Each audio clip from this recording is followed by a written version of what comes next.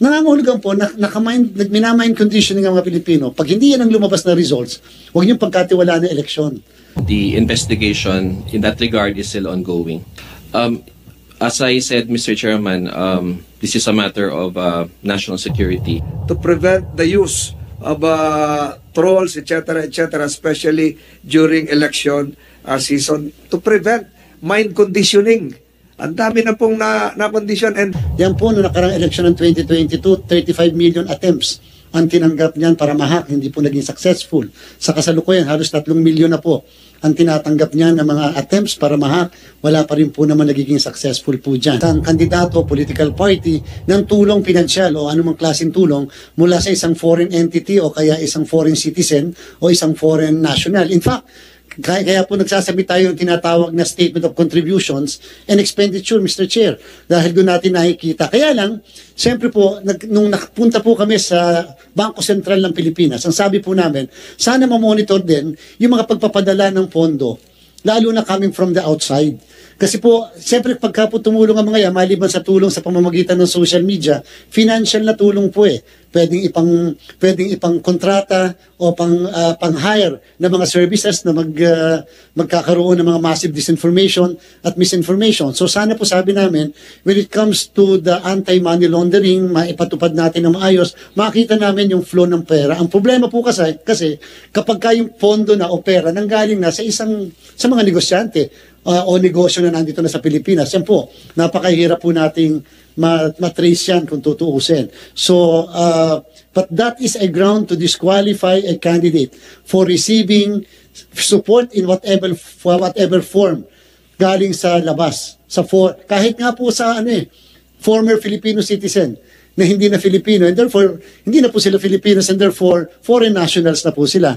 Kaya kahit sila, hindi sila pwedeng magbigay ng kahit na anong tulong pinansyal o anumang klase ng tulong sa ating mga kandidato. During a post-hearing interview, I recall that they have in their possession a list of candidates apparently being funded by foreign sources. Mr. Chairman, the investigation in that regard is still ongoing. As I said, Mr. Chairman, this is a matter of national security, and therefore the National Security Council is currently looking and working with other various government agencies in this regard, Mr. Chairman. And our cooperation with the Commission on Elections is still on the disinformation and misinformation, as mentioned by the Honorable Chairman. We're looking at the other threat vectors at present, Mr. Chairman. What happened to Canada? Sa Canada po, 2019, 2021 elections, ang dami po na-disqualify na members of parliament dahil po sa binondohan ng China. Ang dami rin pong napaalis ng mga Chinese diplomats dahil sila po yung nagpondo. So sana matulungan niyo po ang Kongreso, Chairman, na makagawa ng karapat-dapat na batas to prevent the use of trolls, etc., especially during election season, to prevent mind conditioning.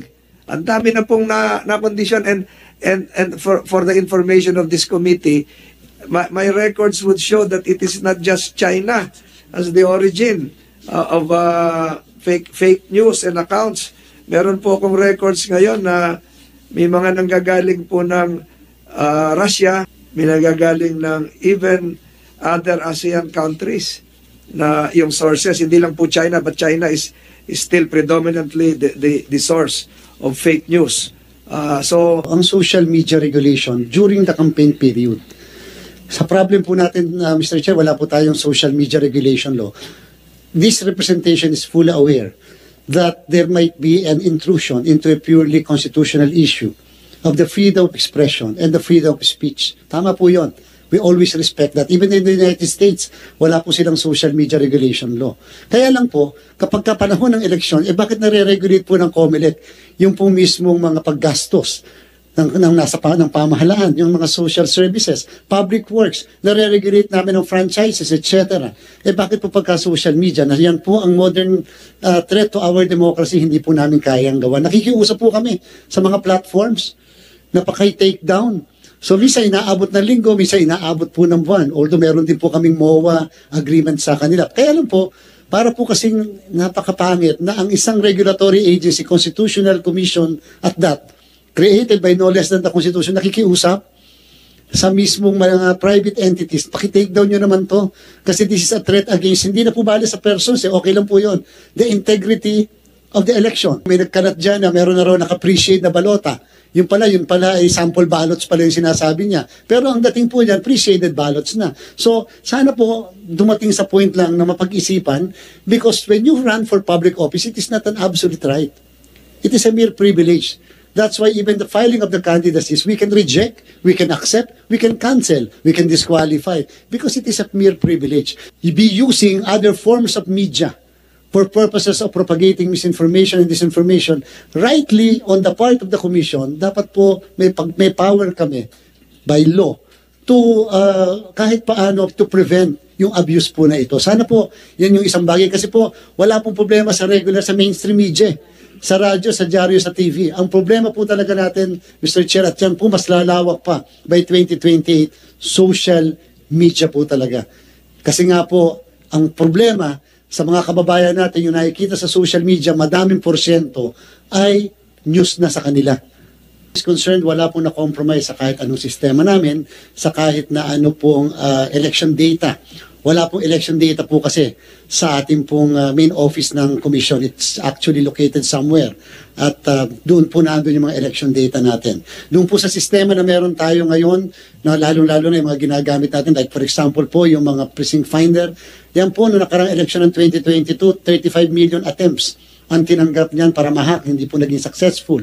Sa kasalukuyan, halos 3 milyon na po ang tinatanggap niya ng mga attempts para ma-hack, wala pa rin po naman nagiging successful po dyan. So kung tutuusin po, base rin po sa pagkakapaliwanag ng NBI, talagang more on yung pagkuha ng mga data, cellphone numbers, ng mga tao na nandun halimbawa sa Palacio del Gobernador. Bagamat ang inyong lingkod, wala nung araw na yun sapagkat nasa Bulkang Kanlaon po tayo, yan po ay nakakabahala sa part ng Commission on Elections. Gusto lang po namin ipahayag, Mr. Chair. Napansin po namin mula ng nakaraang isang buwan, mukhang lumalabas po ang efforts against the COMELEC ay massive disinformation na may mind conditioning. Pag po may nakita tayo na isang lumabas sa social media, halimbawa na nakalagay, sabi, dadayain ang halalan, in just a matter of 30 minutes, ito po makikita ng NBI, 700,000 kaagad ang views.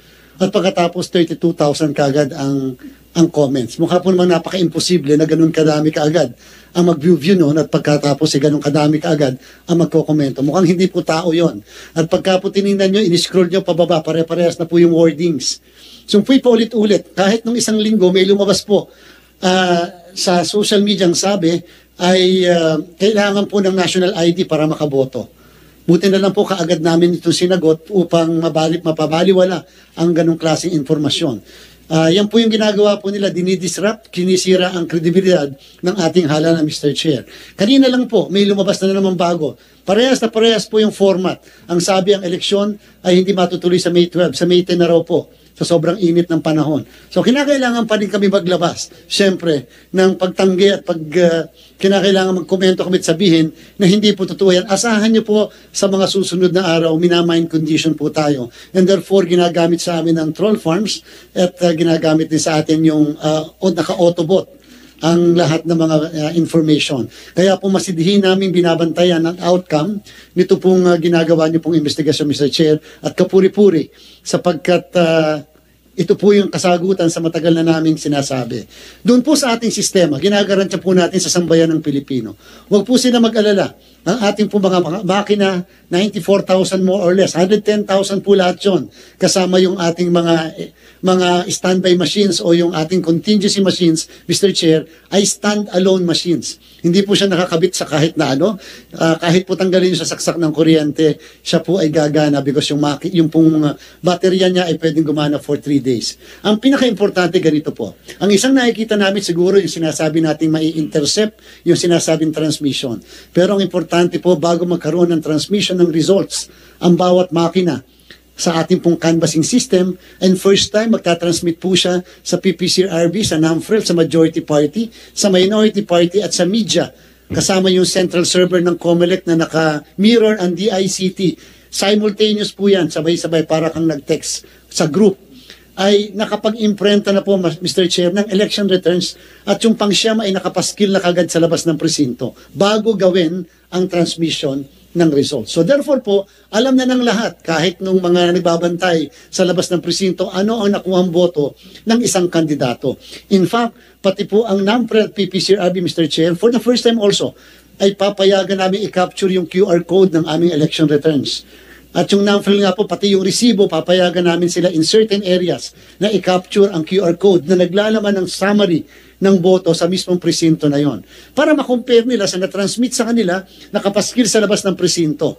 And bilang panghuli po, ang pinaka-importante po sa ating mga makina, after pong gawin lahat ang printing ng mga election returns, ang pagpapaskil, ang pagtatransmit, ang mga makina po, Mr. Chair, ay magpapakita ng lahat ng ballot images, pictures ng balota, naka-randomize sa bawat presinto. Ang ibig sabihin, Mr. Chair, kung ang nakaboto po sa 500 botante dyan ay 300, ang makikita po ng lahat ng watchers ay 300 picture images randomized. Papayagan po namin ng lahat ng watchers, observers, picturean at i-video ang lahat po ng mga ballot images. Bilangin nila manually yung makikita nilang picture images sa mismong makina po natin. So that, makumpara nila yung manual count ng mismong balota as against do sa na-print na election returns, sa nakapaskil na election returns, at na-transmit na election returns. Lahat pong ito, Mr. Chair, ay mga bagong features ng ating makina. Wala po ito nung mga nakakaraan. Ang purpose namin,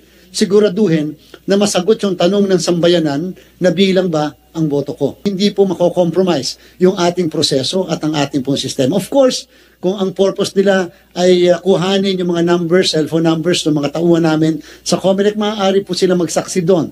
Pero ang importante, if you're not doing anything wrong, then no problem po sa aming lahat yan sa COMELEC. So again, nagpapasalamat po kami sa inyong komite at sa mga ahensya na tumutulong po sa COMELEC. 7 araw na lang, halos 6 na araw na lang po at election na. So far, so good naman po tayo, Mr. Chair, sa ating pong ginagawa. And bilang panghuli po, nag-conduct na po ang COMELEC mula po May 2 hanggang ngayong araw, hanggang May 7 po, ng final testing and sealing. And I would like to announce to all of you po, na so far wala po kaming major technical issues na nakita sa lahat ng makina na so far sinusubukan sa lahat ng presinto sa buong Pilipinas. Maraming salamat po, Mr. Chair.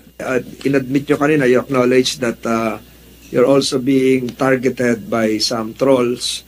So meron po bang ginagawa ang COMELEC na partnership na sa ibang mga organisasyon para masawata o ma-diminish yung mga disinformation campaign that might influence preparatory the days leading up to May 12. Simula ngayon, simula nung isang linggo, tinutukoy ko po na 45% ng online conversations ngayon related to the 2025 Philippine midterm elections are being driven by fake accounts, bots, sock puppets, avatars designed to manipulate public opinion and simulate popular support or opposition. So, meron ba ho kayong kasi ngayon, sa Cavite, salita, rendido na yung mga kababayan natin. Pag nagbukas ka ng gadget mo, hindi mo na alam kung alin yung totoo. But before... Ngayong araw na to, kanina po, ilang oras pa lang na nakalilipas, ay binuksan na po namin ang Threat Monitoring Center sa CICC ng DICT po, Mr. Chair, para kahit paano nagkakaroon kami ng monitoring at na-actionan kaagad namin. Ang approach po talaga na ginagawa nila, Mr. Chair, is ganito po Pag may nagsalitang isang tao na nagsasabing ito dapat ang mananalo, hindi dapat manalo yung iba. Makikita nyo po, thousands kaagad ang views, thousands kaagad ang comment. Nangangahulugan po, minamind conditioning ang mga Pilipino. Pag hindi yan ang lumabas na results, huwag niyong pagkatiwala ng eleksyon. Walang kredibilidad yung COMELEC. O kaya naman, huwag niyong dinaya ng COMELEC yung halalan natin. Ganun po. Meron nagsabi, halimbawa, kinakabit sa internet ang ating makina mula umaga hanggang gabi. Kita niyo po, tingnan niyo po lahat. Thousands po ang views kaagad doon at pagkatapos yung comments, thousands din po kaagad. Ibig ko sabihin po, talaga pong massive po ang misinformation, gamit lang yung mga isang salita at pagkatapos yung mga connect-ang mga information sa internet, sa social media na gano'n, makikita po lahat ng mga kababayan po natin. Paano po natin ika-counter yon?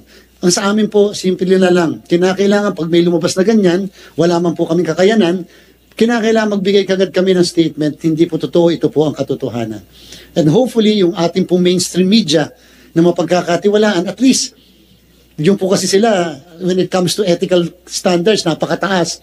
Kung kaya po, Mr. Chair, sa kanila po kami ang approach namin. Yung social media, lagi naman mahihirapan ka dahil maglabas ka ng totoo. Meron na naman po na isang bagay na totoo, 10 ka agad o 1,000 na kaagad na kasinungalingan. So, at least po, yung mainstream media natin, radyo, TV, dyaryo, pag nagsabi ka ng totoo, yun po yung nalalagay. Yan lang po yung pang-counter namin. When it comes to facilities, equipment, wala po kaming ganon, Mr. Chair.